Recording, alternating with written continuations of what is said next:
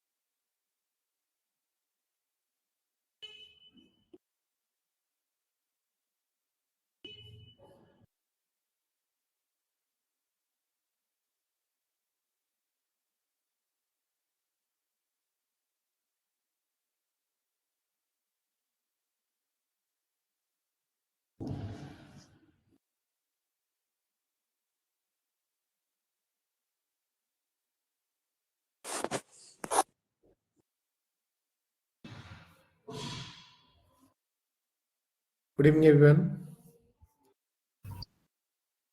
Good evening, sir. Good evening sir. कुछ बच्चों से बात हुई है जिन बच्चों ने टाइमिंग बताया है और उनको मैं कल टाइम दूंगा जिनसे बात अभी तक नहीं हो पाई है। कल का मेरा जो शेड्यूल रहता है उसके अकॉर्डिंग हम टाइम आपका देंगे। ये देखिए 2 क्वेश्चन तब तक हम लोग देखते हैं। ये भी प्रेशर इनसाइड फ्लूइड के भी क्वेश्चन है, सिंपल सिंपल। एक बार देखो आप लोग। पहले ऊपर वाला क्वेश्चन को देखना है अपने को। The pressure at the bottom of a water tank is 4 p, where P is the atmospheric pressure. If water is drawn out till the water level decreases by a fifth, then the pressure at the bottom of the tank is.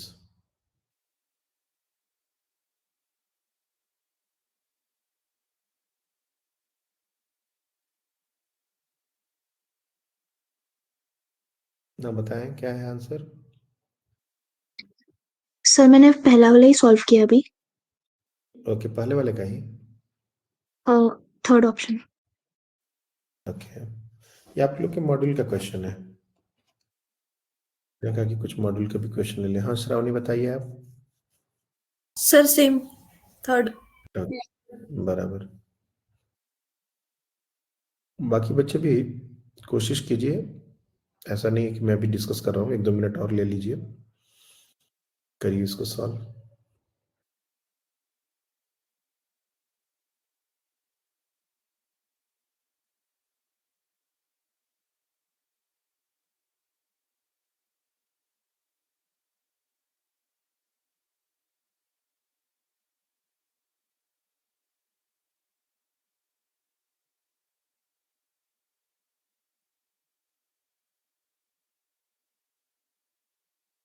और जिन लोगों ने कर लिया वो नीचे वाले question को भी ट्राई करें, बैठे ना रहें। कनक आपका भी हो गया? Yes sir. Good. Same answer? Yes sir. बढ़िया। आफिया, आपका आंसर आजकल नहीं आ रहा, क्या बात है?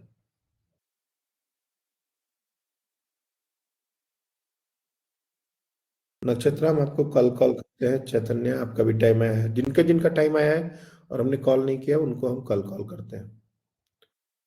कमलहार? हाँ सर, दोनों हो गए मेरे। ओके, सेकंड वाले का क्या है ऑप्शन आपका? फोर्थ। Good, let's see. बाकी बच्चे भी सेकंड ट्राई करिए, मैं दोनों एक साथ डिस्कस करता हूँ।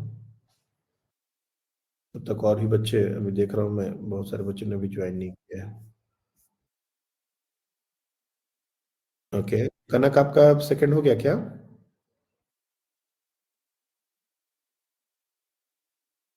श्रावणी नहीं आपका? सर। श्रावणी Yes, आपका सेकंड हो गया? हाँ सर।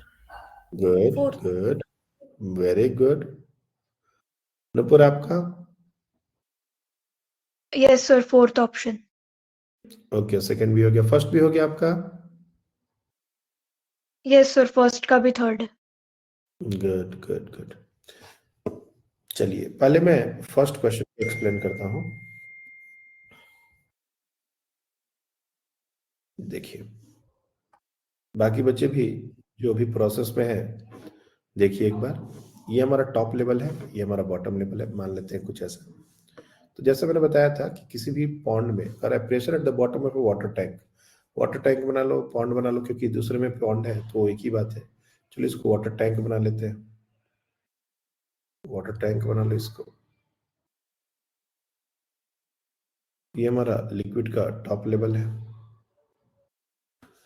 और ये हाइट को कुछ देर के लिए मान लेता हूं capital H, let's assume this. तो यहां पर जो सबसे ऊपर है प्रेशर पी नॉट होगा, कर रहा है पी एटमॉस्फेरिक प्रेशर, और pressure at the bottom of the tank is 4p, यानी कि यहां पर जो प्रेशर है ये है 4p, और यहां पर पी नॉट को ही उसने पी लेने के लिए बोला है तो नॉट हटा दो, यानी 4p को हम क्या लिख सकते हैं, यू कैन इजिली राइट, ये अगर h लिए है और ये रो है तो इसको ले सकते हैं हम लोग p प्लस h रो जी, यानी कि यहां से हमको h रो जी का एक वैल्यू मिल जाएगा विच इज 3p। अब कह रहा है कि if water is drawn out till the water level decreases by 3/5 से डिक्रीज हो गया, यानी बचा कितना? तो 3/5 से डिक्रीज होने का मतलब कि 2/5 बचा है। 1 माइनस 3/5 डिक्रीजेस बाई और डिक्रीजेस टू, ये दो वर्ड बहुत इंपॉर्टेंट है। डिक्रीजेस बाई का मतलब कि इतने से कम हो गया, तो 3/5 से कम होने का मतलब है कि सिर्फ 1 माइनस 3/5 बचा है, यानी 2/5 बचा है, यानी कि अब हम देख सकते हैं सिर्फ इतना पानी बचा है, यहां तक वाटर का लेवल आ गया, ये पानी को बाहर निकाल दिया गया। So now the new level of water is 2h/5। 1 minus 3/5 करोगे तो ये आ जाएगा 2/5, और h क्योंकि ये फ्रैक्शन है तो h। अब यहां पर एटमॉस्फेरिक प्रेशर पी नॉट हो जाएगा, p, ये ओपन टू एटमॉस्फेयर हो गया, और कितना नीचे जाए 2h/5, मतलब अब हमको निकालना है p plus 2h/5 into rho into g.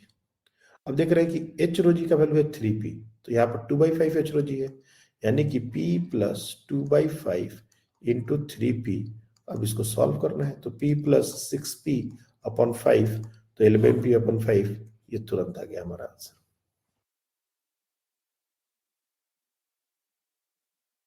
तो कोई जरूरी नहीं कि हर बार h रो जी हमको पुट करना पड़ेगा, डेंसिटी डालना पड़ेगा, कुछ कुछ क्वेश्चन ऐसे भी आते हैं हमारे। अब जैसे ये क्वेश्चन सेकंड वाला भी कुछ उसी टाइप का क्वेश्चन है। जिन बच्चों ने पहला क्वेश्चन नहीं किया था, पहले ये क्वेश्चन को पहले कॉपी कीजिए और उसके बाद सेकंड पर 1-2 मिनट और टाइम दीजिए। और जितने बच्चों ने सेकंड अटेम्प्ट कर लिया, सॉल्व कर लिया, एक बार फिर से हैंड रेज कीजिए।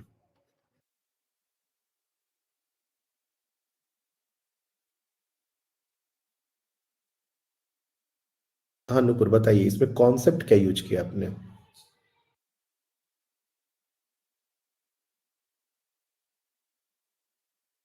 What is the basic concept that you have used to solve these Hello, sir. questions? हाँ बोलिए, आवाज आ रही है अभी?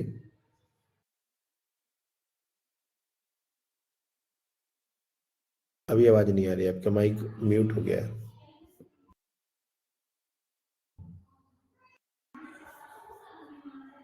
हेलो। अच्छा, हाँ बोलिए बोलिए, अभी माइक आ रही है आवाज।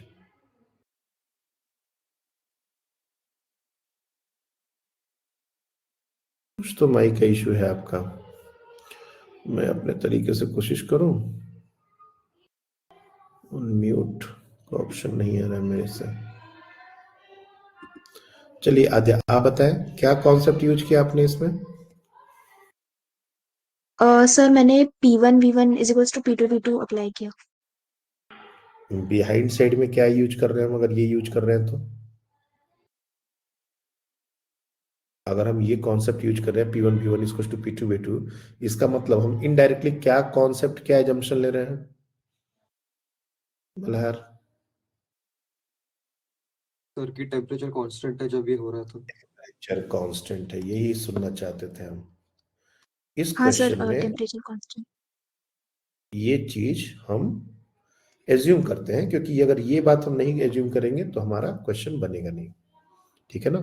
तो टेम्परेचर कांस्टेंट है और एयर जो है वो एक आइडियल गैस है, इस बात का एजम्पशन होता है।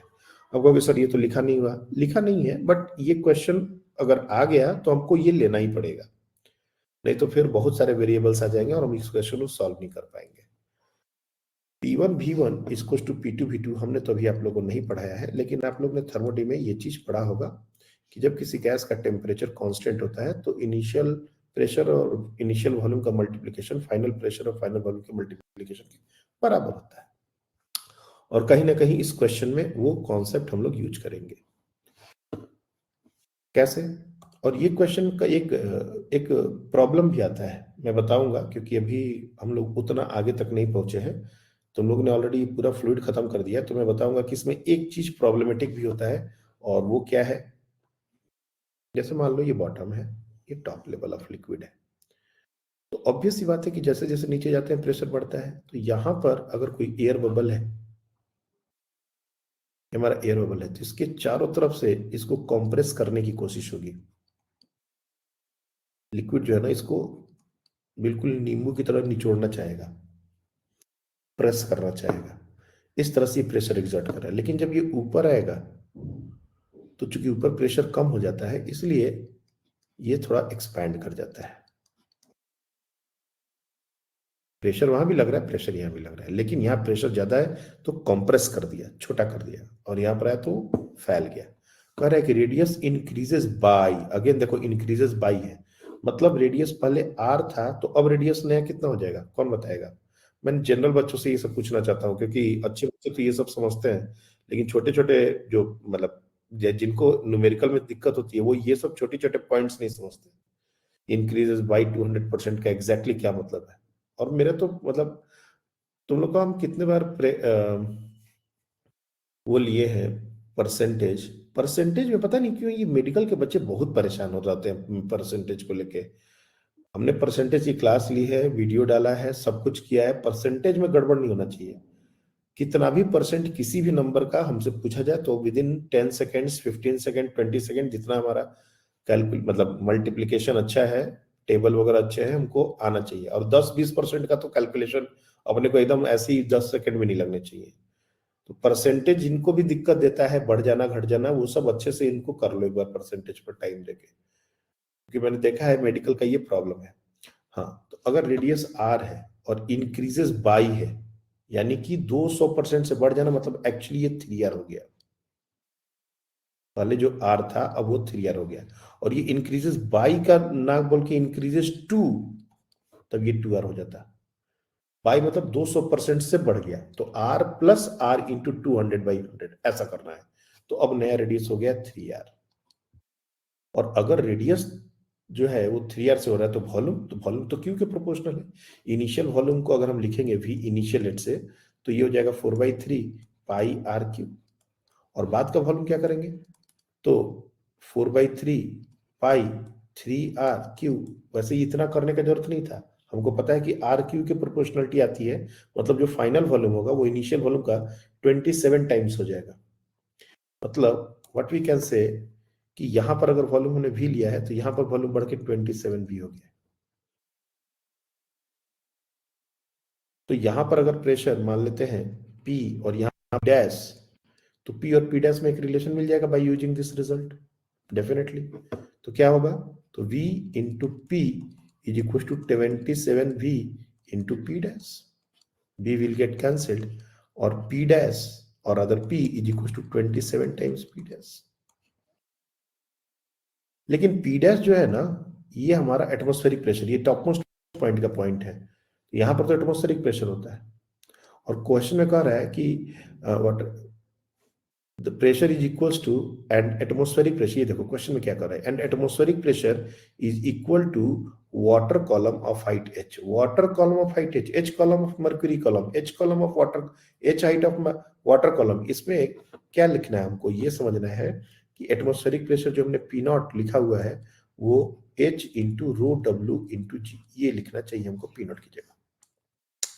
ये जो पी डैश है ना, ये हमारा एटमॉस्फेरिक प्रेशर है, this is nothing but P dash only, top most point का प्रेशर। ये पी डैश हमने लिख दिया, कायदे से इसको पी नॉट ही लेना चाहिए था, वेरिएबल अलग नहीं होता। और ये जो पी है ये कितना नीचे है, तो ये हमारा मान लेते हैं कि ये स्मॉल एच है, स्मॉल एच नीचे है, तो इस पी को क्या लिखोगे, इस पी को लिखोगे p not plus H rho W g. तो इस पी को हम रिप्लेस करेंगे यहां पर p not plus H rho W g, and that is equal to 27 times p naught. अब h rho W g is equal to 26 times p naught, और p naught को हमको लिखना है capital h rho W g, तो यहां पर लिख दो h rho W g is equal to 26 into H rho W G. खत्म हो गया रो डब्ल्यू जी, तो स्मॉल एच हमारा आ गया 26 कैपिटल एच, तो ये हमारा डेप्थ हो गया। हाँ नुपुर बोलिए। सर अभी आ रही है आवाज? अभी आवाज आ रही है आपकी? सर ऐसे ही किया था, मतलब इनिशियल वॉल्यूम और इनिशियल प्रेशर पहले फाइंड आउट कर लिया था, फिर फाइनल वॉल्यूम और फाइनल प्रेशर, फिर P1 V1 और P2 V2 से कंपेयर करके आ गया था आंसर। बढ़िया, वेरी गुड। तो ये बहुत ही कॉमन क्वेश्चन है, बहुत बार एग्जाम में भी रिपीट हुआ है क्वेश्चन। और भी क्वेश्चंस हैं, लेकिन आर्किमिडीज प्रिंसिपल डिस्कस करने के बाद वो क्वेश्चंस और ज्यादा आएंगे। तो प्रेशर रिलेटेड क्वेश्चंस जो हमने 2-4 अभी डिस्कस किए हैं, यूट्यूब वाले क्वेश्चंस, यूट्यूब वाला जो पेपर हमने ग्रुप में शेयर किया था उसमें किसी को कोई डाउट है या हो गए सारे? ग्रुप में मैंने 4-5 क्वेश्चन डाले थे। हाँ बोलिए। सर उसके आखिरी क्वेश्चन में वो क्या करना समझा नहीं था। 6th वाला क्या, 5th वाला? हाँ सर, मतलब वो आखिरी क्वेश्चन है उसका। एक minute,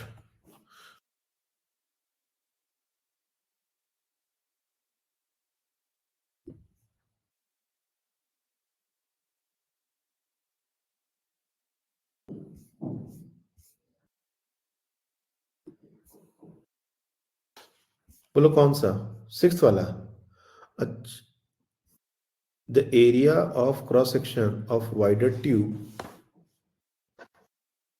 the area of cross section of wider tube of shown in the figure is this much centimeter square. If the body is standing on the position weigh itna kg, find the difference in level of water in two tubes. यहाँ पर कोई piston हमने नहीं लगाया है, remember ये हमारा कोई पिस्टन यहाँ नहीं है, ये डायरेक्टली ओपन टू एटमॉस्फेयर है। तो अपने को क्या करना है कि ये इनके बीच का डिफरेंस अपने को फिगर आउट करना है। ऑब्वियस सी बात है कि यहाँ पर ये आदमी खड़ा है तो इसके कारण एक प्रेशर इंक्रीज हुआ है, इसी कारण लिक्विड यहाँ पर थोड़ा ऊपर चला गया है। यहाँ बढ़ने से प्रेशर तो बढ़ जाएगा ना, तो जितना प्रेशर यहाँ है उतना ही प्रेशर यहाँ करना पड़ेगा। All you have to do is to take a point in the same level at same liquid and make it same, मतलब pressure at A is equal to pressure at B.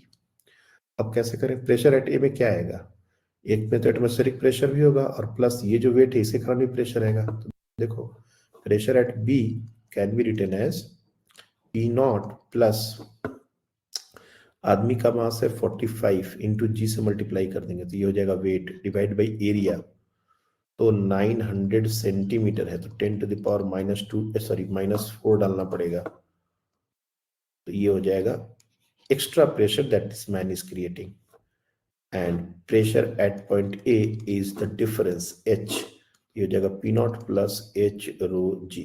Now if you equate this two, तो P naught का तो term ऐसे ही cancel out होता दिख रहा है, तो 45 into G divided by 900 into 10 to the power -4 is equals to H rho G. G will get cancelled. 45 दूनी 90, तो तुम देखोगे ये 10⁴/2 इज इक्वल टू h, ये वाटर ही है ना, वाटर, तो 10⁻³ ये बहुत सिंपल हो गया, तो h आ जाएगा 5 मीटर। हाँ बोलिए। सर वहाँ 45 डिवाइडेड बाय 920 आना चाहिए ना? 900, सर आपने 45 को 900 मतलब डिवाइड किया ना, तो वहाँ पे आपने 2 लिख दिया, उसमें 20। सॉरी, सही बोल रहे हो, 10 दूनी 20, 0.5 मीटर हो गया, 0.5, 50 सेंटीमीटर। सर तो इसमें मतलब हाँ। वो यूट्यूब का जो विड्थ है वो सेम नहीं है, तो वॉल्यूम कंजर्वेशन तो लगेगा नहीं ना? नहीं, यहाँ पर क्या हो रहा है ना कि ये लिक्विड का लेवल नीचे जा रहा है और ऊपर जा रहा है, ऐसा नहीं बोला हुआ, ये एक स्टैटिक कंडीशन का पिक्चर दिया हुआ है। देखो यूट्यूब के क्वेश्चन जो होते हैं ना, उसमें तुम लोग को एक बात समझनी पड़ेगी, जैसे ये पहला क्वेश्चन या दूसरा क्वेश्चन, ये हमको दे दिया कि ये पोजीशन पर लिक्विड पड़ा हुआ है, अब सॉल्व कीजिए क्वेश्चन। और एक हम जो क्वेश्चन दिए थे कि पहले लिक्विड था और हम डाल रहे हैं, क्वेश्चन के दौरान वी आर पुटिंग दैट, तो उसमें लिक्विड का लेवल एडजस्ट होगा। अभी लिक्विड जितना जाना था जा चुका है, अब हमको इस क्वेश्चन को सॉल्व करना है, तो थोड़ा यहाँ पर कंफ्यूजन बना रहता है, तो ये कंफ्यूजन क्लियर कर लो। अगर हम क्वेश्चन के दौरान कोई एक्स्ट्रा लिक्विड डाल रहे हैं, पोर कर रहे हैं, निकाल रहे हैं, तब लिक्विड के लेवल में चेंजेस की बात होगी। अगर हमारा पहले से ही लिक्विड ऑलरेडी एक जगह पर सेट होकर दिया हुआ है कि ऐसा है, अब यहाँ पर प्रेशर कितना होगा निकालिए, then definitely there is no further going to change, there is no further change going to happen, it will remain as it is. तो ये चीज लेके क्वेश्चन करना होगा, है बात समझ में? हाँ क्या बोलिए। सर क्वेश्चन नंबर 3 का जो सेकंड वाला पार्ट है, उसका मुझे आंसर कंफर्म करना था, उसका मैं श्योर नहीं हूँ। Okay, the height of Mercury surface in 2 arms of manometer shown in figure 10.20, 2 centimeter and 8 centimeter. The height, मतलब नीचे से ये हाइट दिया हुआ है, तो ये डिफरेंस कितना हो गया? ये डिफरेंस हमारा हो जाएगा 6 सेंटीमीटर, 2 सेंटीमीटर, 8 सेंटीमीटर का डिफरेंस अगर देखें तो ये कितना हो जाएगा? 6 सेंटीमीटर, ठीक है ना? Atmospheric pressure this much, pressure of the gas in the cylinder, तो हमने बताया था ना कि यहाँ पर ये जो गैस है डायरेक्टली ओपन है, तो यहाँ पर प्रेशर गैस का प्रेशर होगा, और सर यहाँ पर सेकंड ही वाला यहाँ the pressure of mercury at the bottom of YouTube. Now ये हमारा टोटल हाइट दिया हुआ है 8 सेंटीमीटर, तो यहाँ पर अगर एटमॉस्फेरिक प्रेशर पता है तो यहाँ पर हम लोग निकाल सकते हैं ना pressure, P nought plus H rho G, P nought plus H rho sir G, H की ऐसा जगह कर 8 सकते हैं क्या? निकाल सकते हो, गैस का प्रेशर आ गया है उतने से, ये 2 सेंटीमीटर हाँ बोल सर, रहा है, यहाँ से 2 सेंटीमीटर जो वही आएगा। ठीक है सर, मुझे वही था कि मैंने एक्चुअली गैस से कैलकुलेट किया था, कि गैस लेफ्ट हैंड साइड से कैलकुलेट किया था। एक मिनट, इस पॉइंट पर इधर, अरे कल ही क्वेश्चन डिस्कस से आओ, इधर से आओ, इस पॉइंट का तो प्रेशर वही होएगा। कल हम लोग ने, हाँ सर। याद है, इधर से भी कैलकुलेट करके देखा था, इधर से कैलकुलेट करके देखा था, तो ये आएगा। और कोई क्वेश्चन में इसमें डाउट है?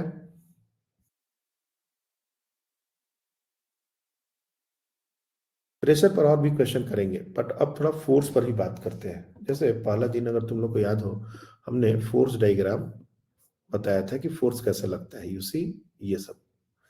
अब ये फोर्स कितना लगता है, अगर ये क्वेश्चन हमसे पूछ दिया जाए तो, डायम वाले क्वेश्चंस, तो हमने दिखाया कि फोर्स लगता है कैसे, पुशिंग काइंड ऑफ नेचर, कितना लगता है अगर ये पूछ दिया जाए तो कैसे करेंगे? उसका भी बहुत सिंपल सा तरीका है, इंटीग्रेशन के थ्रू एक तरीका है, और दूसरा है बिना इंटीग्रेशन के, force on a flat surface.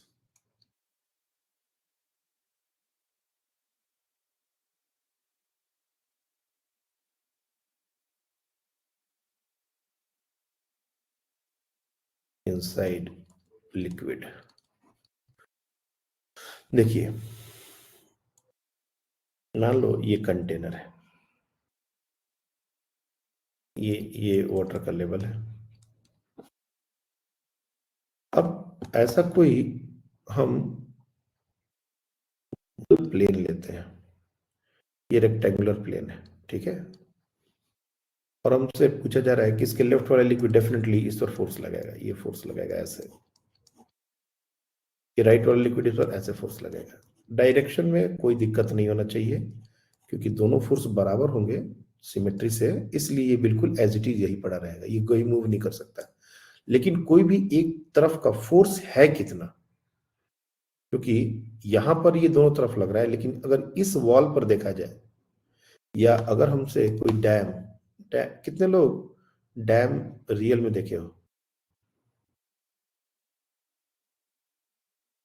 बिल्कुल पास जाके, वाह बहुत सारे बच्चे हैं।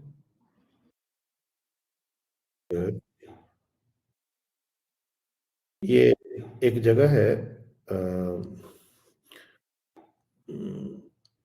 वहां पर हम लोग जाते हैं, श्रीशैलम। श्रीशैलम गए हो? हैदराबाद से जाना होता है श्रीशैलम, मल्लिकार्जुन, वहां पर वो है एक ज्योतिर्लिंग है भगवान शंकर का।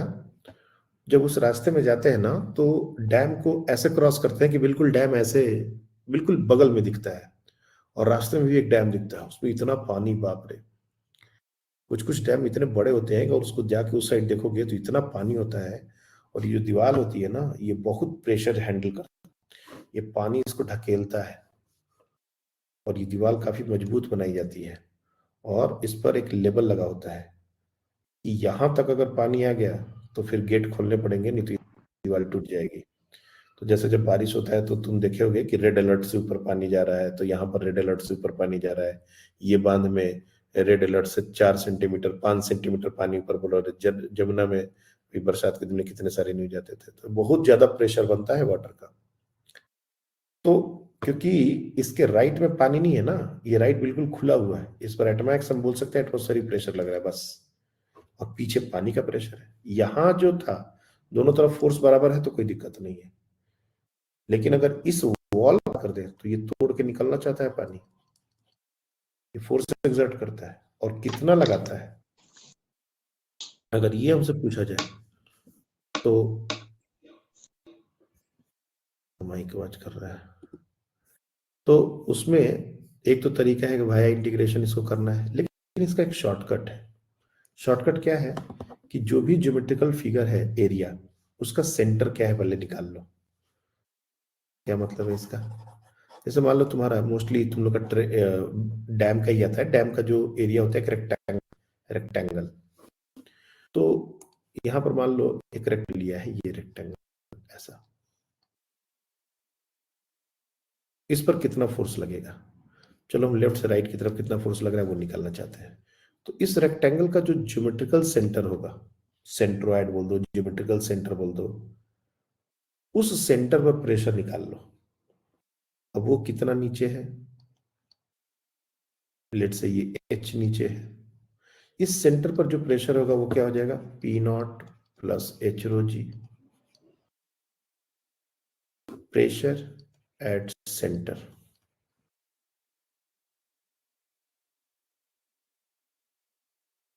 और इसको पूरे एरिया से मल्टीप्लाई कर दो, तो फोर्स क्या हो जाएगा? प्रेशर एट सेंटर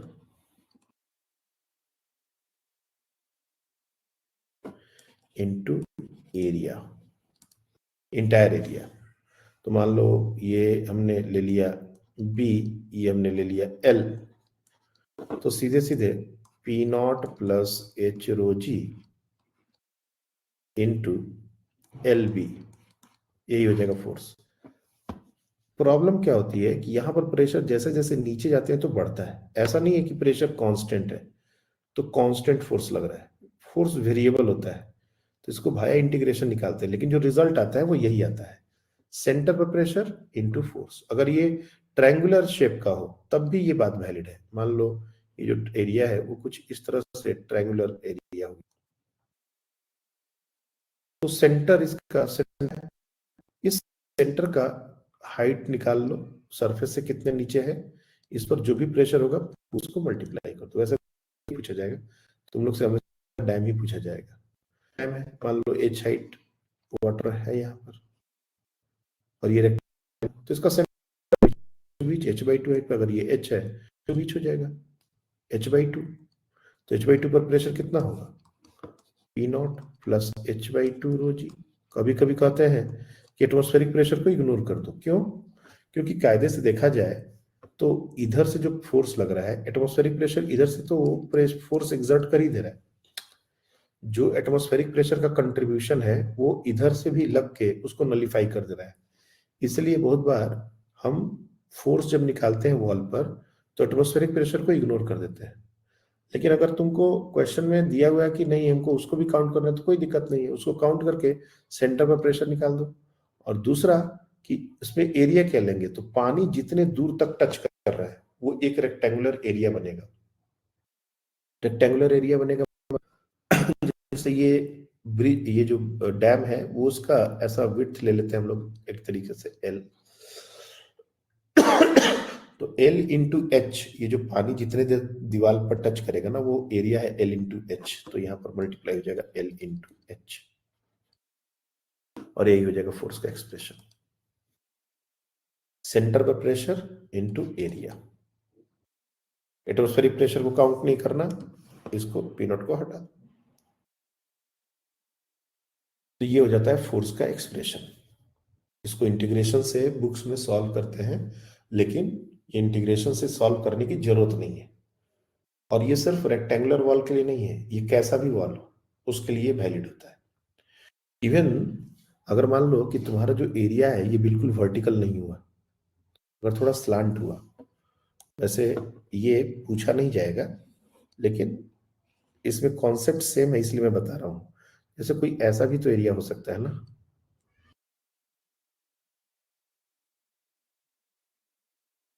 बिल्कुल हॉरिजॉन्टल भी नहीं हो बिल्कुल वर्टिकल भी नहीं हो, ऐसा कोई एंगल बनाता हुआ, let's say this angle is alpha, ये ऐसा कोई एरिया है, तो इसका ऊपर का लिक्विड इसको नीचे की तरफ और इसके नीचे का लिक्विड इसको ऊपर की तरफ ऐसे फोर्स लगाएगा, कितना? इसमें भी वही कॉन्सेप्ट है, इसका सेंटर निकालिए, सेंटर से इसकी हाइट निकालिए, और जो भी सेंटर से हाइट आएगी उसका प्रेशर उस पॉइंट पर निकाल के पूरे एरिया से मल्टीप्लाई कर दीजिए, and that force will be perpendicular to the area.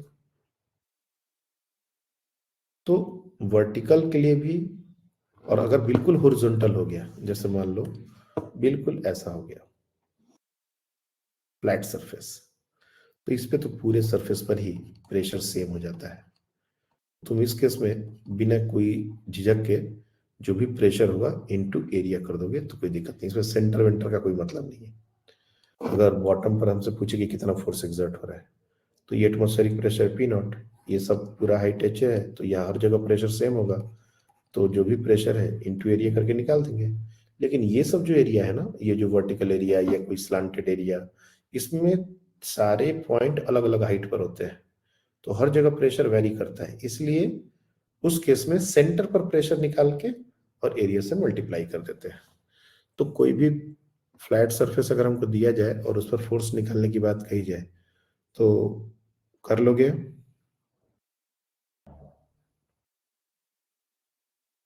हो जाएगा?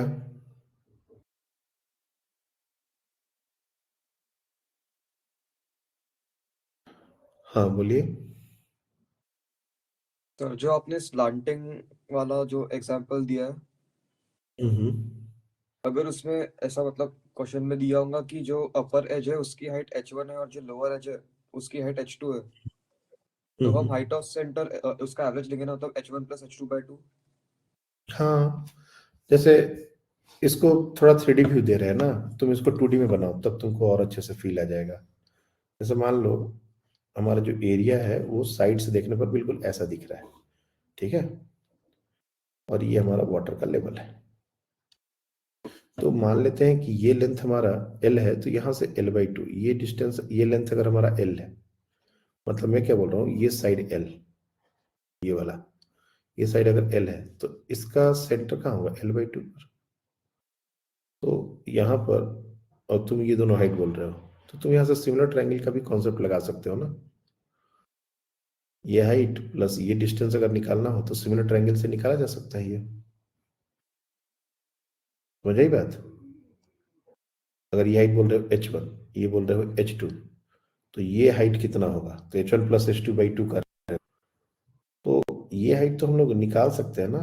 ये हमेशा h1 प्लस h2/2 होगा क्या? हाँ, हो सकता है। दिस इज h1 और ये डिस्टेंस हमारा l/2 है। तो अपन निकालें ये डिस्टेंस, अगर मान लो ये डिस्टेंस हो गया x, तो x upon h2 minus h1 is equals to ये डिस्टेंस यहाँ से यहाँ, ये जो डिस्टेंस है l/2 है, ये पूरा l है, तो l/2 अपॉन l। हाँ, बिल्कुल सही कर रहे हो। x हमारा आ जाएगा h2 माइनस h1/2, और इसको अगर h1 से ऐड कर दिया जाए तो टोटल डेप्थ जो होगा वो h2 minus h1/2 plus h1, this will give you h1 plus h2/2। आई बात समझ में? हाँ सर। और ये हमारा b विड्थ रहेगा, तो l इंटू बी एरिया हो जाएगा। b का कोई रोल प्रेशर में नहीं आएगा, प्रेशर में वर्टिकल हाइट का ही बात है, तो वही। एक और पॉइंट है जो मैं तुम लोग को बताना चाहता हूं। जैसे कभी कभी क्या होता है, मान लो हमने रोटेशन ऑलरेडी पढ़ा है, एक रॉड है और उस पर यहां भी एक फोर्स लग रहा है, लेट से एफ, और यहां पर एक फोर्स लग रहा है, लेट से 2F। तो तुमसे कोई पूछे कि टोटल फोर्स इस पर कितना लग रहा है, तुम क्लियरली बोलोगे सर टोटल फोर्स इस पर 3F लग रहा है।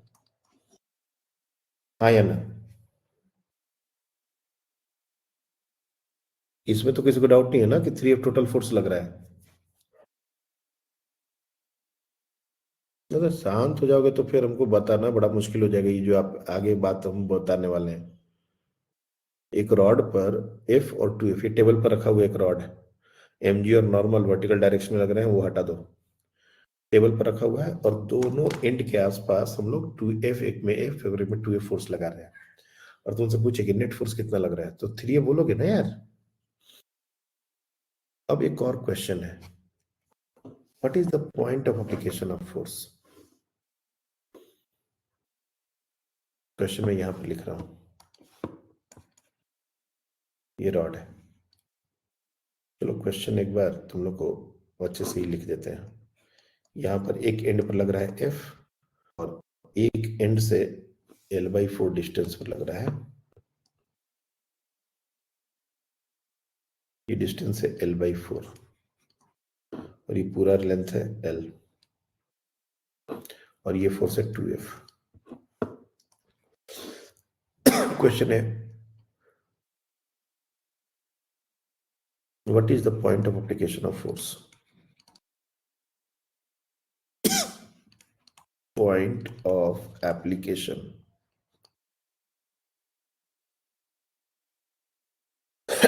Of net force. पहले तो मेरे को बताओ कि ये क्वेश्चन क्या मीन कर रहा है, इसको निकालेंगे कैसे? पहला मीनिंग ही बता दो, यही बहुत है।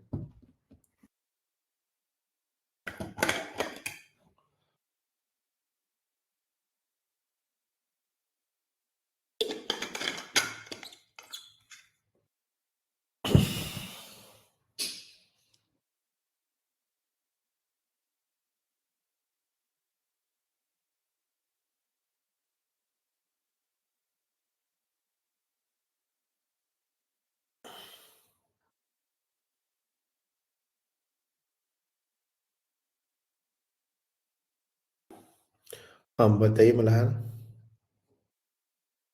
सर वो सेंटर पे लग रहा है नेट फोर्स। नहीं नहीं, सेंटर पर लग रहा है नहीं लग रहा है वो अभी आएंगे, कैसे पता करेंगे। अच्छा एक बात बताओ, अगर ये सेंटर पर लग रहा है, अगर हमने ये l/4 न देके कोई और डिस्टेंस लिया होता तब भी सेंटर से ही लगता। हाँ इस l/4 का कोई मतलब नहीं है, या 2F की जगह हम 3F लगाते तो भी सेंटर से ही होता, उसका कोई मतलब नहीं है। हाँ दया बताइए। सर जो आपने ये मतलब क्वेश्चन का मतलब बताना है। ना क्वेश्चन को सिर्फ पहले भी बताओ कि इसका क्या मतलब है, what is exactly meaning of this question and what we have to do to solve this question. Answer बाद में सर देखेंगे। सर मेरे हिसाब से पहले हम लोगों को नेट टॉर्क कैलकुलेट कर लेना चाहिए एंड उसको टोटल नेट फोर्स से डिवाइड करेंगे तो एप्लीकेशन पता चल जाएगा कहाँ हुआ है पॉइंट। ओके गुड, बहुत हद तक तो आपने सही आंसर दिया, वेरी वेरी गुड।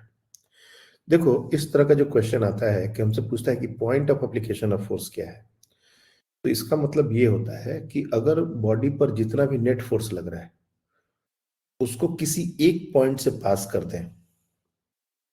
फिर से सुन लो अच्छे से, जो भी बॉडी पर नेट फोर्स लग रहा है अगर उसको हम किसी एक पॉइंट से पास कर दें तो किसी भी पॉइंट के अबाउट टॉर्क उतना ही बनेगा जितना पहले जो फोर्सेस अलग अलग पॉइंट पर लग रहे थे उनके कारण टॉर्क बन रहा था। मैं फिर से बोलता हूं, the point of application of force is a point about which the entire net force is supposed to act, which causes the same torque as the caused by individual forces separately.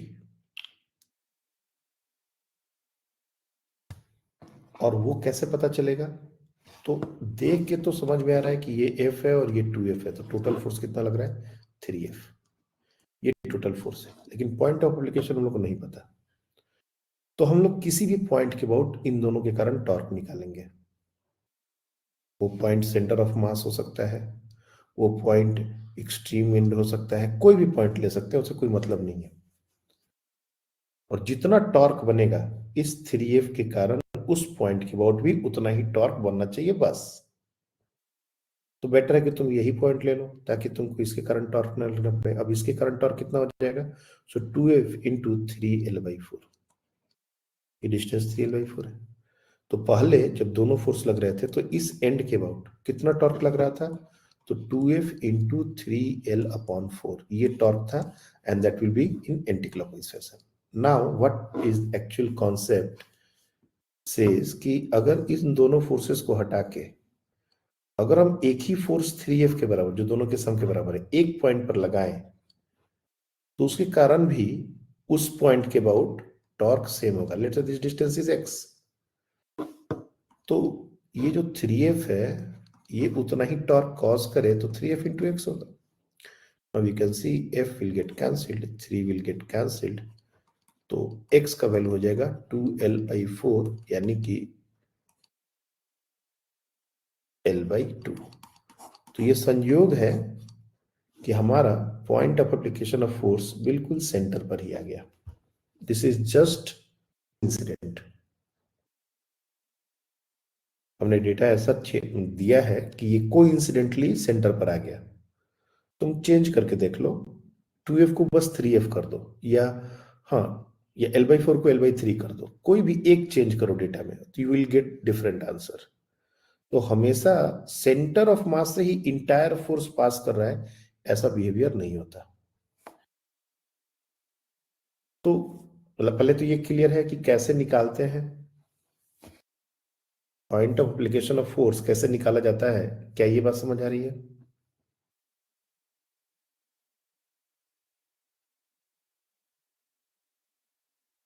हाँ या ना?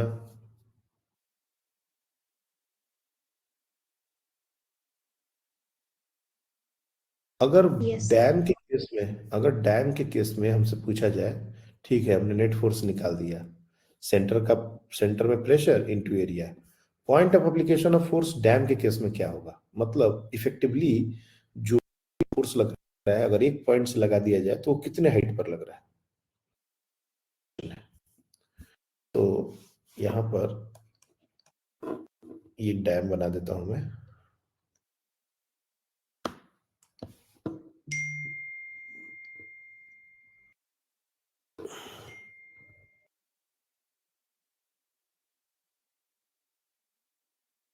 और इसमें water level जो है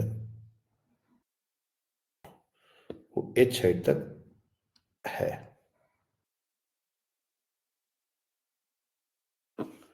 और atmospheric pressure को ignore करना है, इग्नोर एटमॉस्फेरिक प्रेशर। और ये याद रखेंगे, अभी हम प्रूफ करेंगे इसको, लेकिन इसको भी याद कर लेना। Find the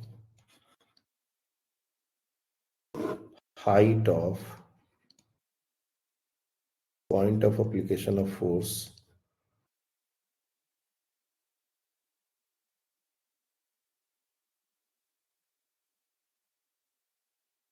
from bottom end। ये जो लिक्विड फोर्स लगा रहा है ये बॉटम से इफेक्टिवली कितने हैं, बस ये निकालना है। चलो एक बार कोशिश करो। हमने एक कॉन्सेप्ट आपको बताया है, इस कॉन्सेप्ट को बेस मान के इस क्वेश्चन को ट्राई करो, फिर हम निकलवाएंगे। और ये आंसर एक डैम के लिए हमेशा ये रिजल्ट होता है, इसको याद कर लेना है।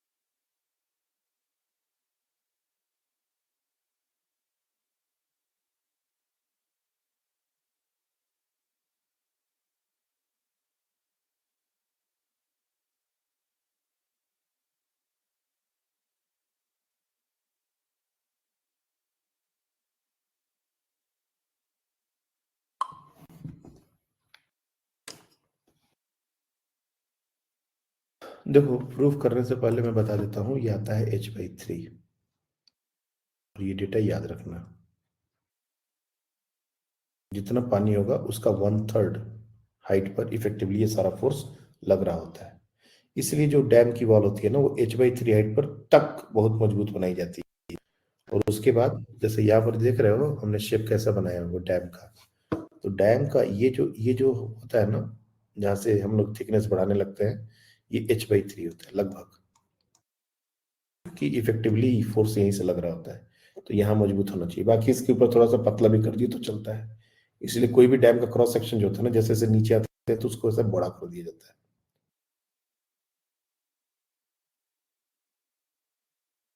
कैसे करेंगे? देखो, यहाँ पर हम लोग y डेप्थ पर dy विड्थ का एक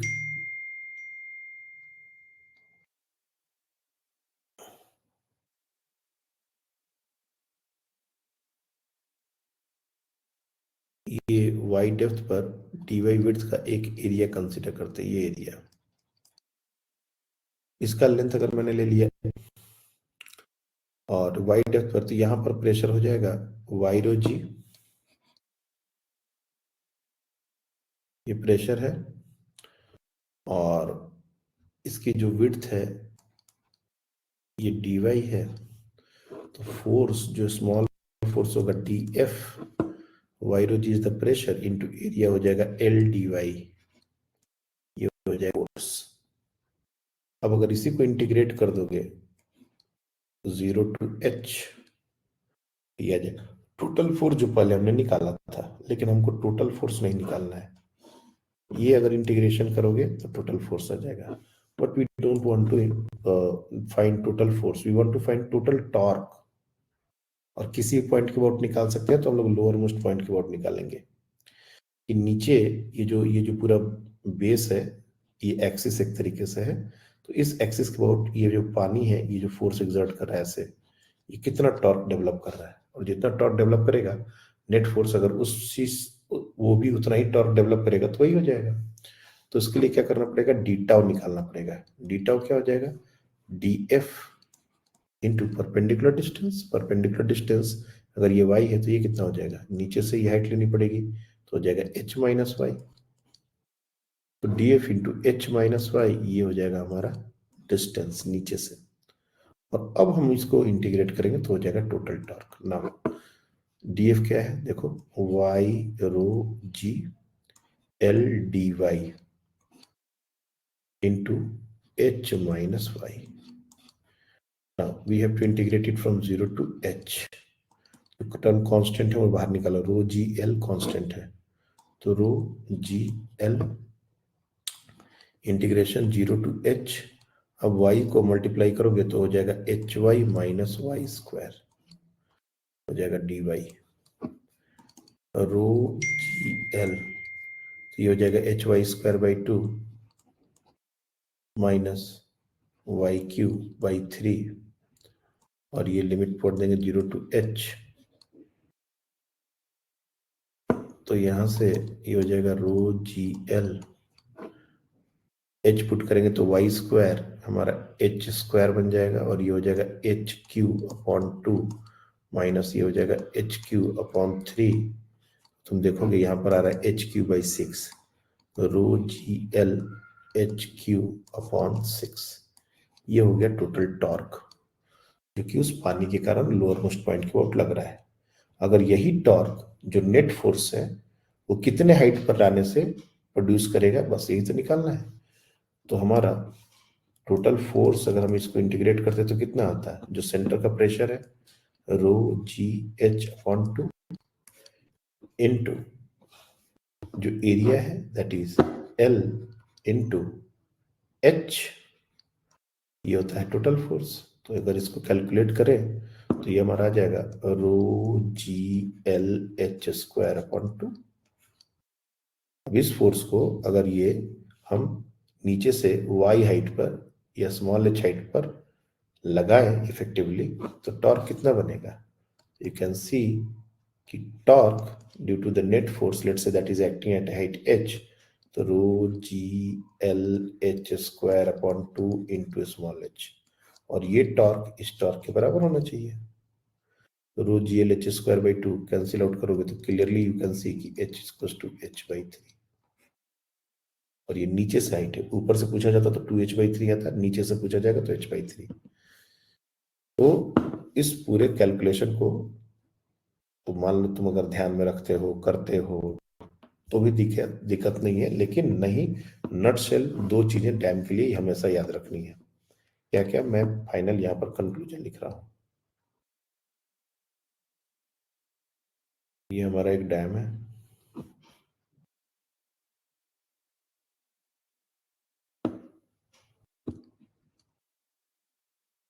force is equals to pressure at centre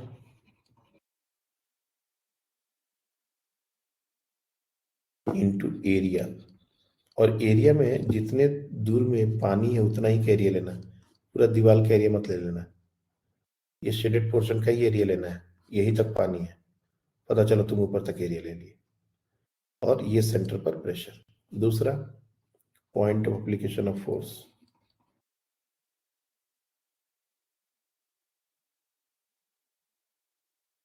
point of application of force is equals to at a height h/3 from bottom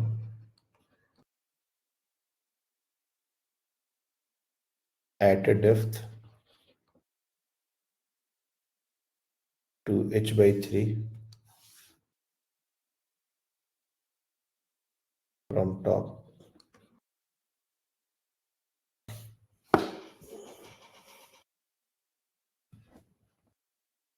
आई बात समझ में?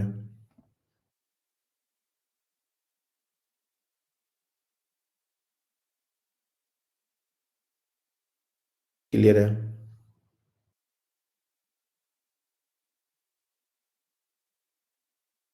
एक हाइड्रोस्टैटिक पैराडॉक्स होता है, क्या होता है वो,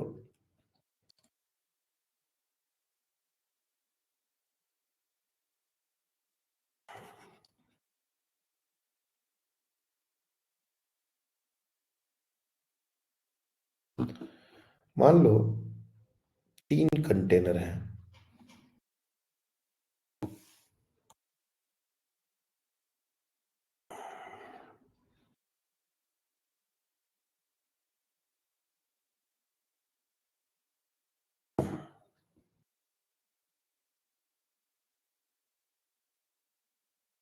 तीनों में बस एक ही सिमिलैरिटी है, बेस एरिया सबका ए है।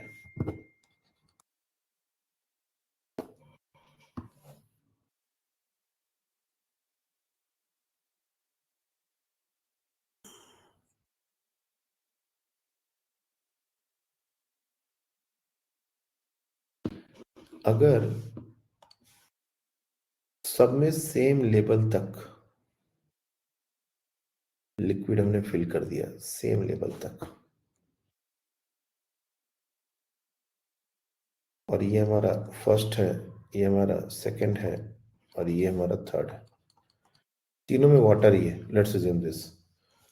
अगर मास में रिलेशन बताने के लिए बोले कि किसमें मास ऑफ लिक्विड ज्यादा होगा, 1 2 3, क्या बोलोगे?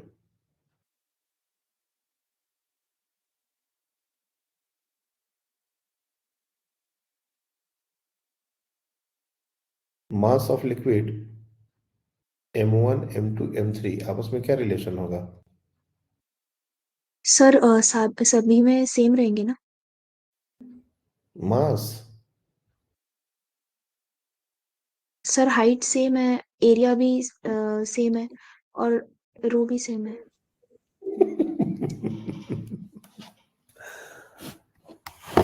बच्चे कैसे फंस जाते हैं। ये कंटेनर तुमको बड़ा नहीं दिख रहा है? पहला वाला वाइड है ना ये। सर बट हम लोग मास डेंसिटी इनटू वॉल्यूम से कर एक सकते मिनट हैं ना? एक मिनट, हमने पहला क्वेश्चन पूछा है कि तीनों में मास सर की क्या सर शेप ही रिलेशन है। डिफरेंट है। ठीक है ठीक है ठीक है, तो समझ में आ गया। ये बेस एरिया सबका सेम है ना, हमने एक को नैरो कर दिया, एक को प्रॉपर सिलेंडर है, एक वाइडर सिलेंडर है। ऑब्वियस सी बात है कि M1 is greater than M2 is greater than M3। बहुत सिंपल रिलेशन है, देख के ही बात समझ में आ रही है, इसमें ज्यादा पानी होगा। ये बड़ा टब है, सेम हाइट तक हमने पानी से भरा है, सेम हाइट तक। तुम ऐसे सोचो, दूसरे वाले कंटेनर को यहां ड्रॉ करने की कोशिश करो, ये एक्स्ट्रा पानी हो रहा है ना। तीसरे वाले को ड्रॉ करने की कोशिश करो, एक्स्ट्रा पानी हो रहा है ना यहाँ। जहां तक बात है मास का, तो डेफिनेटली ए में सबसे ज्यादा मास है, उसके बाद मतलब फर्स्ट में सबसे ज्यादा मास है, उसके बाद सेकंड में है, उसके बाद थर्ड में। नाउ प्रेशर एट बॉटम अगर हम पूछें, तो प्रेशर एट बॉटम सब में सेम है, अलग अलग है, क्या है? हमने सब में लिक्विड का लेवल सेम लिया है, याद रखना इस बात को। हाइट सबका सेम है, बेस एरिया सबका सेम है। तो what we can say about the pressure at all the 3 containers? हाँ बताइए आफिया। तो सेम ही होगा। प्रेशर सेम होगा, ओके। मतलब उन्नति आपका क्या आंसर है? 1 में प्रेशर को, बॉटम में सर P1 से। वो सेम ही सर वो सेम ही रहेगा, क्योंकि क्रॉस सेक्शन एरिया का फर्क नहीं पड़ेगा, क्योंकि हाइट से ये मतलब सेम हाइट। पहले तो प्रेशर हाइट पर डिपेंड करता है, और हाइट सब में सेम है। एरिया सेम नहीं भी होता तब भी प्रेशर सेम होता। पहले तो ये बात अच्छे से समझ लो। अगर मान लो हम आर्बिट्ररी टाइप का ये कंटेनर दे देते ऐसा, और इसमें भी हम उतना ही हाइट तक पानी डाल दें जितना हाइट तक उसमें डाला है, इसमें भी ये प्रेशर A/2 होगा, तब भी प्रेशर इस पॉइंट पर P0 प्लस H0 जी लिखेंगे ना यार। तो एरिया कितना है, प्रेशर का उससे कोई खास लेना देना नहीं है। हमने प्रेशर लिखना सिखाया है, और पहले दूसरे दिन से ये काम हम लोग कर रहे हैं। यहाँ डायरेक्टली ओपन है तो यहाँ P0 होगा, यहाँ भी डायरेक्टली ओपन है, प्रेशर P0 होगा। सेम डिस्टेंस से नीचे जा रहे हैं तो प्रेशर P0 प्लस H0 जी होगा। तो ये वैल्यू कितना हो जाएगा? P0 प्लस H0 जी। तो दो रिलेशन हमको समझ में आ रहे हैं, कौन कौन से? एक तो मास का रिलेशन, एक प्रेशर का रिलेशन। ना फोर्स एट द बॉटम अगर हम निकालना चाहें तो फोर्स एट द बॉटम में क्या होगा? तीनों अलग अलग होंगे, तीनों सेम होंगे। हाँ फिर बताएं। सर सेम ही हो गए। Okay Malhar. Sir same. Okay तो F1 is equal to F2 is equal to F3। अब मेरा क्वेश्चन है, ध्यान से सुनो। इसमें मास लिक्विड का ज्यादा है तो इसका वेट ज्यादा होना चाहिए, वेट उससे कम होना चाहिए और इसका वेट सबसे कम होना चाहिए। अगर इसका वेट सबसे ज्यादा है तो फोर्स में ये तीनों बराबर कैसे आ रहा है?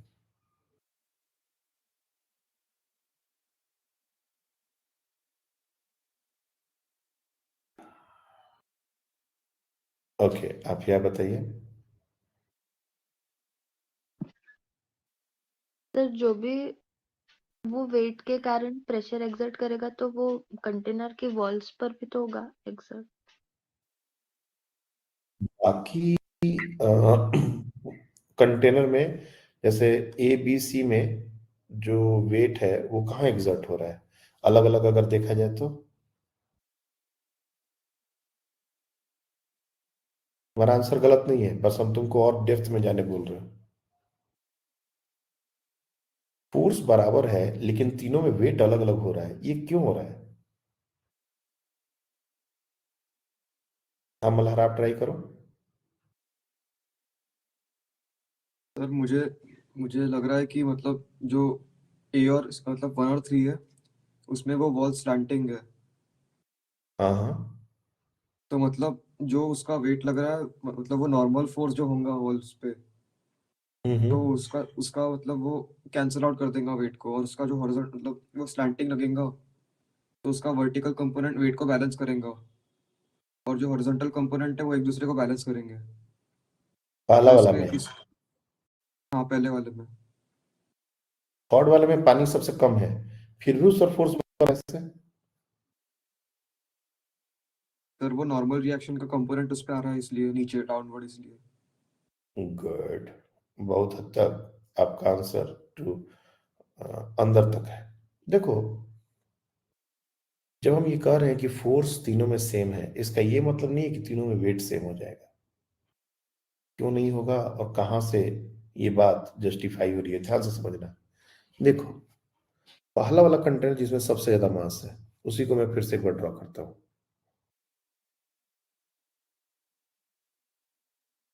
ये जो मैंने डॉटेड लाइन से बनाया था ना, ये जो बेस है ना वो सिर्फ इतने दूर के लिक्विड को ही हैंडल कर रहा है, याद रखना इस बात को। मतलब अगर यहां तक है पानी, जहां तक भी पानी बना लो, सिर्फ इसी रीजन के पानी को बेस हैंडल कर रहा है। तो बोलोगे सर ये वाला पानी का क्या हो रहा है? ये स्लांट सरफेस इसको हैंडल कर रहा है। ये जो कंटेनर का वॉल है ना, ये उसके इस पार्ट के वेट को ये स्लांट सरफेस हैंडल कर रहा है, ना कि बेस। बेस तो बस इतने को ही हैंडल कर रहा है। तो कहोगे सर सर ये बात सही है। ये जो सेकंड केस में वॉल के ऊपर फोर्स कैसा लग रहा है लिक्विड का, ऐसा। तो वॉल लिक्विड के ऊपर कैसा फोर्स लगा रहा है, ऐसा। इसका कोई भी कंपोनेंट वर्टिकल डायरेक्शन में नहीं आ सकता। तुम चेक कर सकते हो, परपेंडिकुलर डायरेक्शन में फोर्स लगाओ कंटेनर के कारण, तुम देखोगे इसका कोई भी कंपोनेंट वेट के बैलेंस करने के लिए नहीं लग रहा है। लेकिन यहां पर देखो तो कंटेनर लिक्विड के ऊपर कुछ ऐसा फोर्स लगा रहा है। अब इस फोर्स के दो कंपोनेंट होंगे, एक हॉरिजॉन्टल और एक वर्टिकल। ये हॉरिजॉन्टल वाला पूरे एरिया पर, अगर ये पूरा एरिया ऐसे कंसीडर किया जाए तो पूरे एरिया पर कैंसिल आउट करेगा। लेकिन ये जो वर्टिकल सबके ऊपर की तरफ है, ये हर तरफ ऊपर की तरफ होगी और यही वो फोर्स है जो इस लिक्विड को जो यहाँ है उसको बैलेंस कर रहा है। इसलिए इस पोर्शन के अलावा जो भी लिक्विड है उसको वॉल बैलेंस कर रहा है, न कि बेस बैलेंस कर रहा है। इसलिए बेस पर फोर्स उतना ही है, बट इस कंटेनर को वेइंग स्केल पर डालेंगे तो जो इस कंटेनर के वॉल पर फोर्स लगा रहा है लिक्विड, वो भी तो इसमें ऐड होगा। इसलिए वेट ज्यादा होता है बल फोर्स सेम होता है।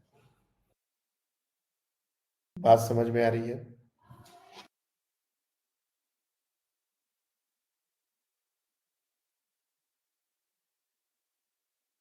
हाँ या ना?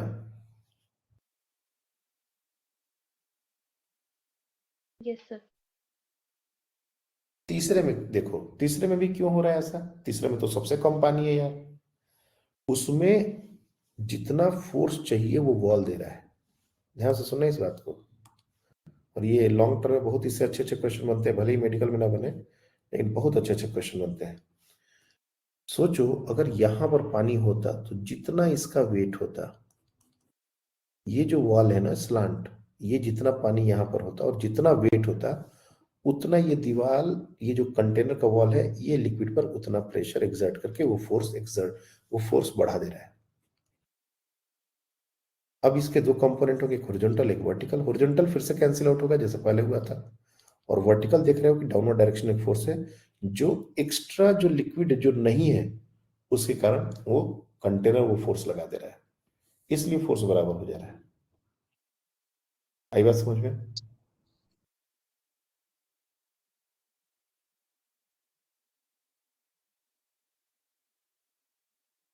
क्लियर है?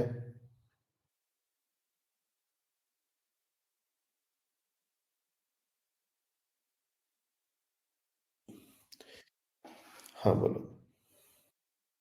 सर ये वाला रीजन आप फिर से रिपीट करिए ना, थर्ड वाले कंटेनर देखो का।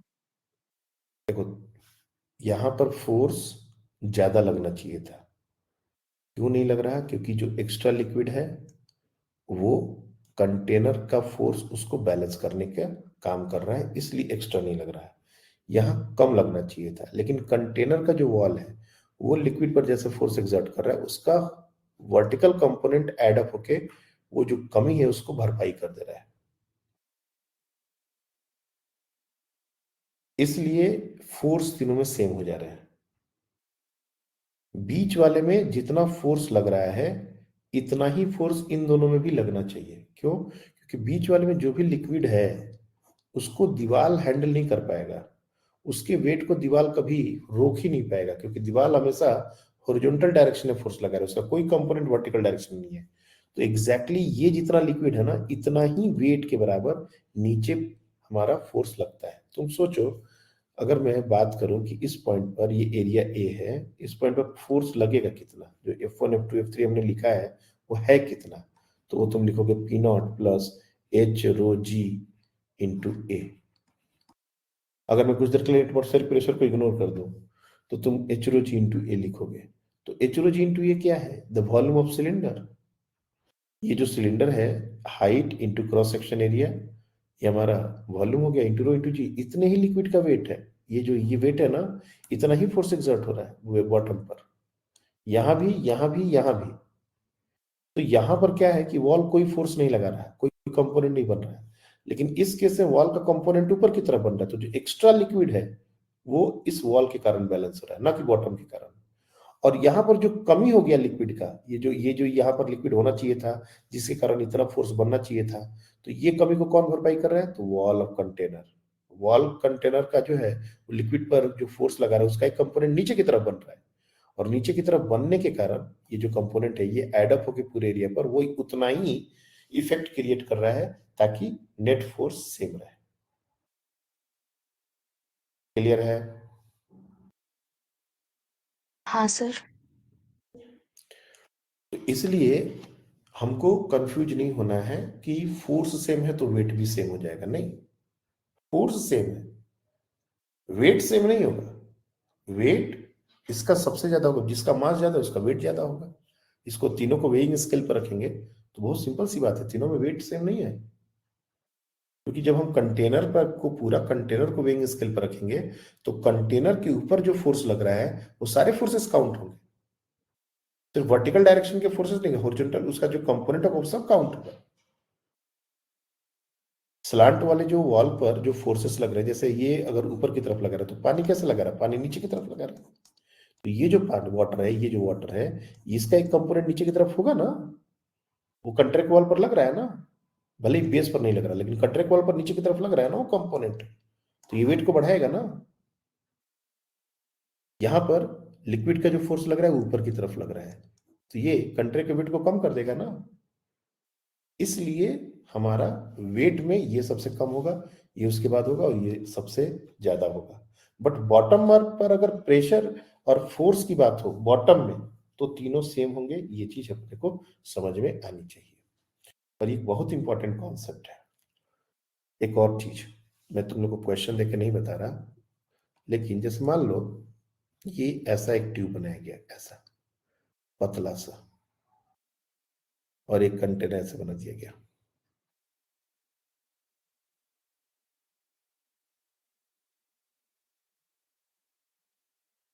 ये हाइट हम लोग ने ले ली है 1 मीटर, यहां तक पानी भरा हुआ है, और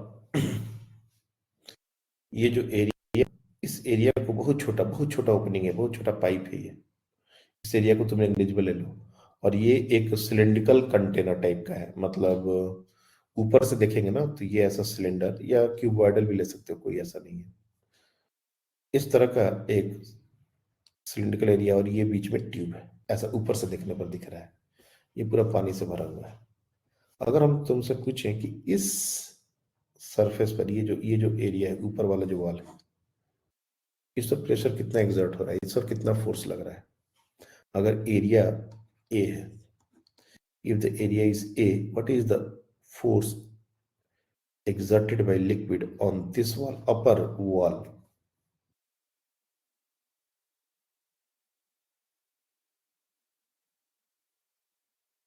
चलो अंदर इसका भी एरिया ए ले लो, प्रिसाइज करो, अप्रोक्सीमेट मत करो। ये एरिया स्मॉल है, ये कैपिटल है, और लिक्विड 1 मीटर हाइट तक ऊपर है, ऊपर से खुला हुआ है, it is open to atmosphere.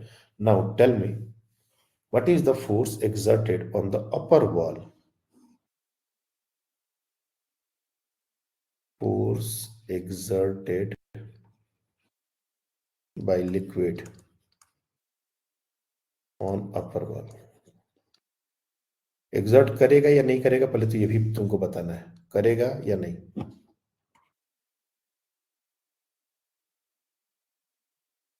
ये जो ऊपर का वॉल है, ये वाला जो वॉल है, इस पर लिक्विड फोर्स लगाएगा भी या नहीं? सर वो दोनों वॉल्स ओपन टू एटमॉस्फेयर है कि बस ऊपर वाला है? नहीं, तुम समझ नहीं रहे क्या है। एक सिलेंड्रिकल कंटेनर है, उसको ऐसे करके पतला पाइप यहां से निकाला गया है, समझ आया? हाँ सर। मतलब यहां पर ये ओपन नहीं है, वॉल है, ये वॉल है, इसमें से एक छोटा ओपनिंग, ये दिख रहे हो, ये वॉल है पूरा, ये ऐसा है, नीचे से ऐसा आया और ऐसा बंद होके एक पाइप ऊपर चला गया। अरे वो सिकंजी पिलाने में वो रखते हैं ना, ऐसा बड़ा सा पानी निकालने के लिए, तो एक रॉड जैसा होता है और नीचे ऐसा सिलेंड्रिकल होता है, वैसा कुछ।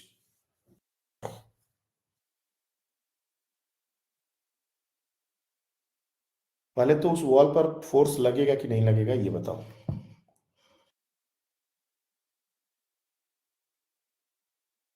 लगेगा। क्यों? सर क्योंकि वो पूरा लिक्विड से भरा हुआ है, तो लिक्विड फोर्स एक्सर्ट ही करेगा। अच्छा मान लो इस पाइप को हटा दें। अच्छा एक मिनट, तुम लोग को बहुत सारे बच्चे इसमें इंटरेस्ट नहीं ले रहे, मेरे को इतना हम अच्छा एग्जाम्पल खोज के बता रहे हैं जो कि जनरली बुक वगैरह में नहीं मिलता है, तुम लोग इंटरेस्ट नहीं ले रहे। अगर मैं ये पहले ये डायग्राम तो समझ आ रहा है ना तुम लोग को? ये डायग्राम क्या है? एक क्लोज कंटेनर सिलिंड्रिकल, उसमें हमने क्या किया, एक होल किया सर्कुलर और एक पाइप लगा दी ऐसा, और ये कनेक्टेड है, मतलब यहां पर होल है, यहां से पानी डालेंगे तो अंदर तक जाएगा, ऐसा ये डायग्राम है। ये मेरा क्वेश्चन था कि ये ऊपर वाला जो वॉल है, ये वाला, इस पर फोर्स लगेगा कि नहीं? तो मल्हार का क्वेश्चन है लगेगा, मैं आंसर है लगेगा। मैं कह रहा हूं अगर मैं इस पाइप को हटा दूं और पानी जितना भरना है भर दूं, और ये बिल्कुल खुला हुआ है, अब बताओ कि ये जो वॉल है इस पर फोर्स लगेगा या नहीं?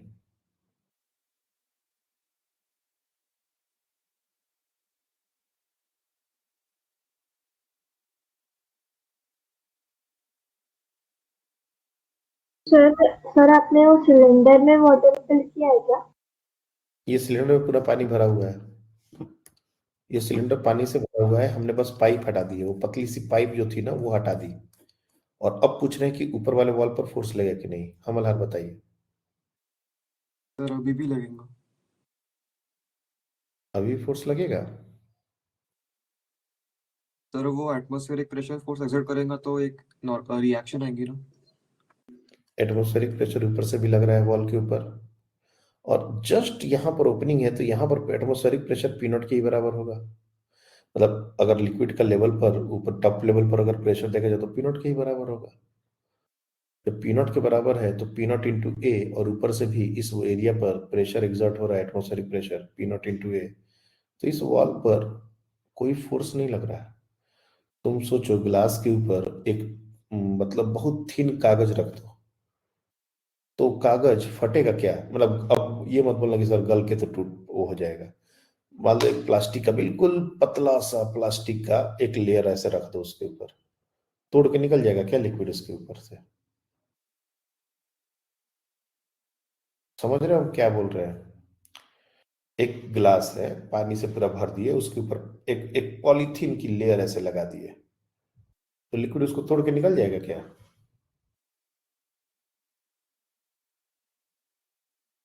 होगा ऐसा?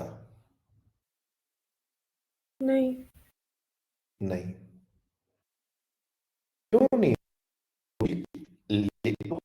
प्लास्टिक की लेयर है ना, उसके जस्ट ऊपर में प्रेशर पी नॉट है, उसके नीचे में भी प्रेशर पी नॉट है, तो दोनों प्रेशर एक दूसरे को बैलेंस कर रहे हैं, नेट फोर्स जीरो है।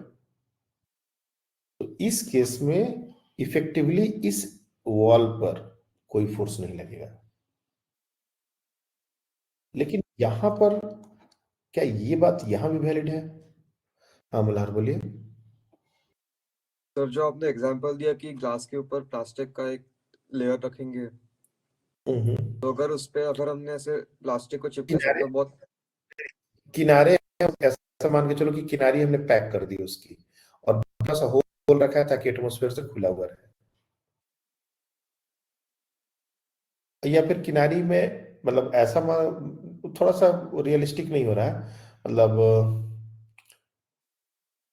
पानी उसको तोड़ के निकलने की टेंडेंसी होगी क्या, मेरे को ये समझ में आना चाहिए, क्योंकि लिक्विड उसको खींच तो नहीं सकता, अगर लगा सकता है तो ढकेल सकता है। तो मैं तुमको ये बोलना चाहता हूँ कि तुम उसके ऊपर एक पॉलिथीन की लेयर रख दोगे तो पानी उसको ढकेल के निकलना चाहेगा क्या? शक तो नहीं करेगा, लेकिन उसको ढकेल के निकलना भी चाहेगा क्या? ऐसा होगा? नहीं। ओके। अब दूसरा क्वेश्चन, ये जो हमने शेप बनाया, एक पतला पाइप लगा दिया, बहुत कम क्रॉस सेक्शन एरिया का एक पाइप इसके साथ जोड़ दिया, स्ट्रॉ, हमारा स्ट्रॉ है, और स्ट्रॉ में लिक्विड हमने भर दिया, कंटेनर तो पहले से भरा हुआ था, हमने यहां तक पानी भर दिया। अब सेम क्वेश्चन हम पूछ रहे हैं कि अब क्या उस वॉल पर फोर्स लगेगा?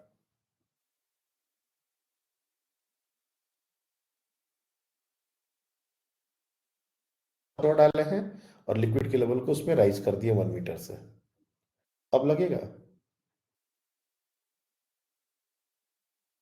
बिल्कुल लगेगा, और बहुत लगेगा, थोड़ा नहीं बहुत। क्यों? सोचो कि जब तुम ये मत देखो कि कितना पतला पाइप लगा है और उसमें पानी कितना है,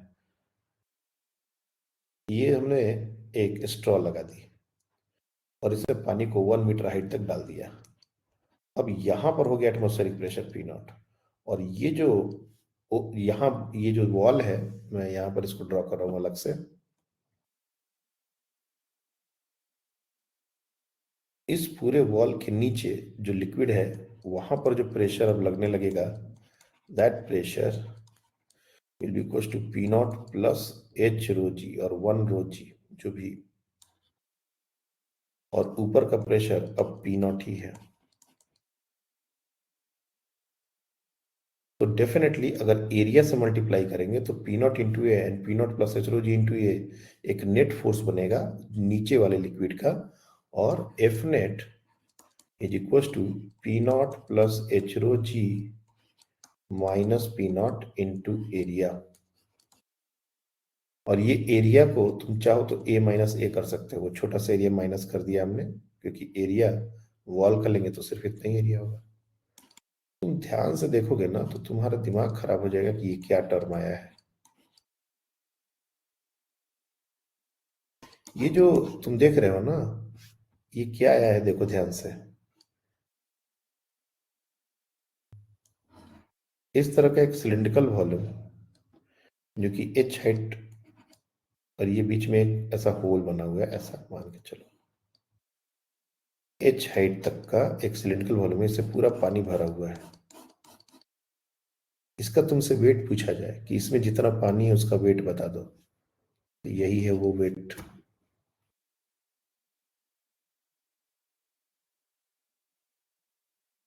ये H rho g into a minus ए जो लिखे हैं ना हम लोग, ये बेस एरिया अगर ए है और ये छोटा सा जो बनाया हमने ये एरिया ए है, तो जो बाकी का एरिया बचा है वो ए माइनस है। इसको हम लोग कह सकते हैं base area into height h into rho into g. तो ये क्या है, ये इस पूरे कंटेनर में जितना पानी भरा है उसका वेट है। मतलब कायदे से ये जो वॉल है ना, इसके ऊपर इतना फोर्स लग रहा है जैसे कि ये पूरा पानी से भरा हुआ, यहां तक पानी से भरा हुआ। ये देखने में लग रहा है कि सिर्फ स्ट्रॉ में पानी भरा है, लेकिन इतने से के कारण ये वॉल पर इतना फोर्स एग्जर्ट हो रहा है जैसे कि ये पूरा पानी से भरा हुआ। ये नीचे का लिक्विड इसको इतने वेट से फोर्स ऊपर की तरफ एग्जर्ट कर रहा है। समझ आया? अगर हम 1 सेंटीमीटर से पानी बढ़ा देंगे ना, तो ये 1 सेंटीमीटर के बराबर का वॉल्यूम का इतना बड़ा एरिया का इतना लिक्विड का वेट होगा, उतना प्रेशर बढ़ जाएगा यहाँ पर।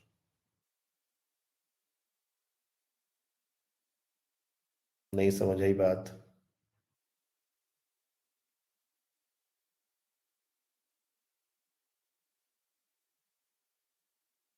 फिर से बताते हैं।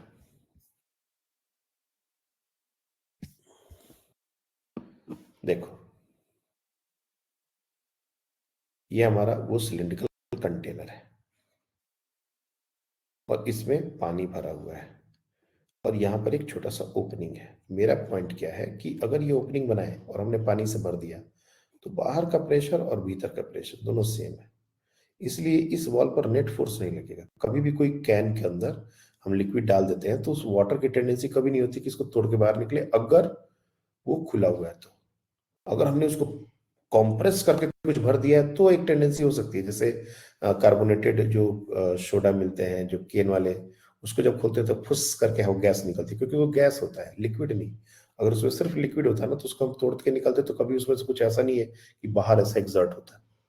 लिक्विड को हम कॉम्प्रेस नहीं कर सकते। बट अगर हमने यहाँ पर एक पतला सा स्ट्रॉ लगा के उसमें भी पानी भर दिया, क्योंकि पानी तो ऑलरेडी से भरा हुआ है, हम इसमें और ऊपर पानी से पानी डालते जा रहे हैं और पानी को यहां तक भर दिया। अब यहां का जो प्रेशर है वो प्रेशर एच रो जी से बढ़ जाएगा।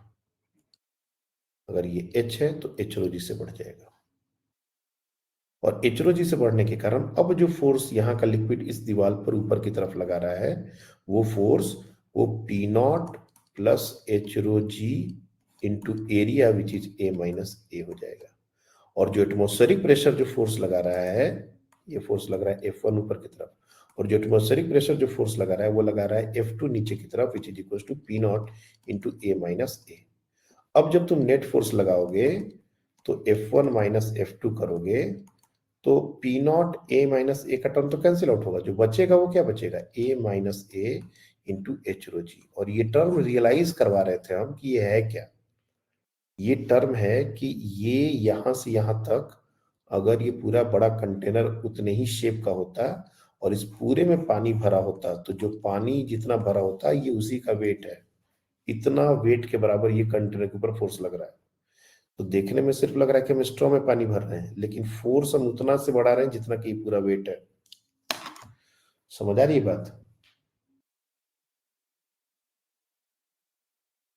तो लिक्विड का लेवल हम जैसे जैसे इस स्ट्रॉ में बढ़ाते जाएंगे, ये जो वॉल है इसके ऊपर फोर्स बढ़ते बढ़ता बढ़ता चला जाएगा। M I clear?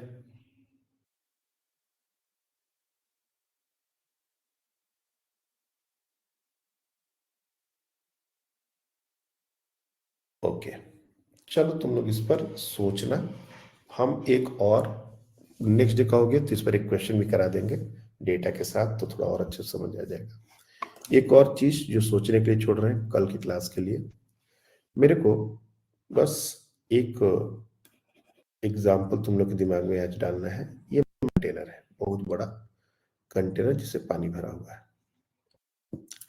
और इसमें हमने एक इमेजिनरी वॉल्यूम आर्बिट्ररी शेप का अपने मर्जी से कंसीडर कर लिया, जिसका वॉल्यूम है v। ये इसका कोई शेप रेगुलर नहीं है, 3 डायमेंशनल वॉल्यूम हमने पानी के अंदर कंसीडर किया है, ठीक है। अब मेरे को बताओ कि इसके चारों तरफ का लिक्विड इसके ऊपर कैसा फोर्स एक्सर्ट करेगा। What kind of force the surrounding liquid is going to exert on it?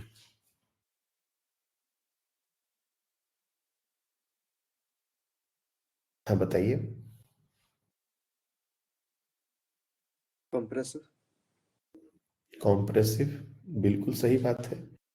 Tendency ऐसी होगी कि ये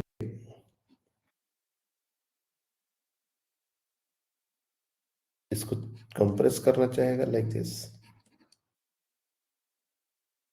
है ना। तो ये लिक्विड का फोर्स है। इस वॉल्यूम के अंदर जो लिक्विड है वो एक मास भी है, तो उसके ऊपर एक और फोर्स लगेगा। तो क्या हम बोल सकते हैं कि इसका वेट भी, जो ग्रेविटी का वेट फोर्स है, वो लगेगा नीचे की तरफ? कोई और फोर्स है या बस यही दो? जो सराउंडिंग लिक्विड है वो लगा रहा है, और एक जो वेट है वो लग रहा है। इसके अलावा कोई और फोर्स है जो लग रहा है इसके ऊपर? लिक्विड की डेंसिटी हमने मान ली रो। कोई और फोर्स है तो बता दो। कंटेनर रेस्ट में है, ग्राउंड पर है, सब कुछ स्टैटिक कंडीशन। कोई और फोर्स है? ओके, चलो, जो वेट है इसका वैल्यू कितना होगा? What is the value of this W? Weight of the liquid that is inside this volume, वो कितना होगा? ये सब तो सिंपल क्वेश्चन है। सर ये तो बताओ। Rho v g. V volume into rho mass into G। क्यों इतना टाइम लग रहा है, हमको नहीं समझ आ रहा है। अब मेरे को बताओ कि जब ये फ्लूइड स्टैटिक कंडीशन में है, तो क्या ये जो वॉल्यूम हमने कंसिडर किया है ये नीचे जाएगा, ये ऊपर जाएगा, ये यही पड़ा रहेगा? वही रहेगा। वही रहेगा, स्टैटिक कंडीशन मतलब है ना। अच्छा, वही रहेगा यानी नेट फोर्स उस पर 0 हो रहा है। वेट को कोई ना कोई तो बैलेंस कर रहा है। कौन कर रहा है इसको बैलेंस? ये जो वेट है इसको बैलेंस करने के लिए अपवर्ड डायरेक्शन में फोर्स कोई तो लगा रहा है। कौन लगा रहा है?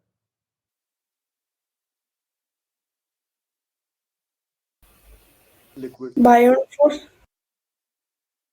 ये जो लिक्विड का रेड हमने देखा, ये red red red red red, इन सब का जो रिजल्टेंट होगा, देखो, लिक्विड सिर्फ ऊपर की तरफ फोर्स लगा रहा है ऐसा नहीं है। ऊपर भी लगा रहा है, नीचे भी लगा रहा है, दाएं भी लगा रहा है, बाएं भी लगा रहा है, लेकिन इन सब का एक रिजल्टेंट जो होगा वो इस वेट के अगेंस्ट ही होगा। ये होगा ही, क्योंकि अगर ऐसा नहीं होता, किसी और डायरेक्शन में होता, तो फ्लूइड स्टैटिक कंडीशन में नहीं रहता। और दूसरी बात कि ये जो एफ बी है, जो इन सब का रिजल्टेंट है, वो W के बराबर ही है। इसको बोलते हैं बायंड फोर्स। क्योंकि अगर इससे कम होता तो ये नीचे जाता, इससे ज्यादा होता तो ये ऊपर आता, अगर ये किसी और डायरेक्शन में होता तो ये उसी डायरेक्शन में मूव कर गया होता। तो वेट को बैलेंस करने के लिए एफ बी, ये कौन लगा रहा है? ये जो रेड रेड हमने डायग्राम दिखाया है, जो सराउंडिंग लिक्विड का टेंडेंसी होता है, उनका इफेक्टिव फोर्स है ये, जो ऊपर की तरफ लग रहा है, जिसको बोलते हैं हम लोग बायंड फोर्स। अब लास्ट क्वेश्चन, इसके बाद क्लास खत्म। इसके अंदर का पानी हमने निकाल दे, सुनते रहो ध्यान से। ये जो बाउंड्री हमने बनाई है, इसके अंदर जो भी पानी है वो हटा दो, और इसके अंदर सैंड डाल दो, sand.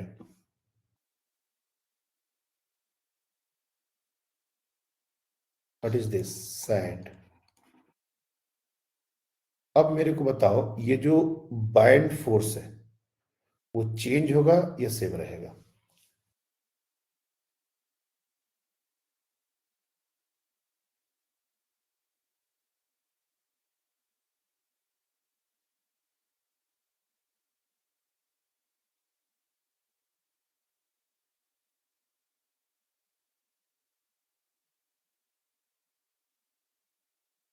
This is your homework. सोच किया ना इस पर?